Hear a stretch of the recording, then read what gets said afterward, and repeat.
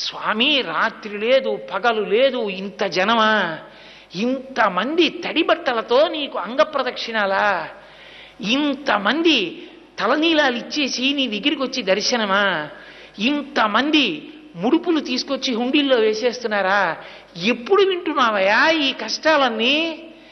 కళ్ళందుకే ఇలా నామాలు పెట్టేసుకుని నిద్రాముద్రాం నిఖిల జగతి రక్షణే జాగరూకం అని దక్షిణాయనంలో పడుకున్నవాడు ఆంతరంగంలోకి చూసినట్టు వచ్చే వాళ్ళ మనస్సులు చూస్తాడు. వ్యాసుడు అందుకే ఓ మాట అన్నాడు, వెంకటాచల క్షేత్రంలో వెంకటేశ్వర స్వామి వారి ముఖమండలం బహుప్రసన్నంగా ఉంటుందట. ఒక్కొక్క రోజున ఎంతో సంతోషంగా ఉంటుంది. అర్థం ఏమిటో తెలుసా? కొండ మీదకి ఎవరో ధార్మికులు వచ్చారని గుర్తు. ధర్మమునందు విశేషమైన అనురక్తి ఉన్న వాళ్ళు కొండ మీదకి వచ్చారనుకోండి, ఆ రోజు మురిసిపోతాట, ఒరే ఒక్కడు వచ్చాడు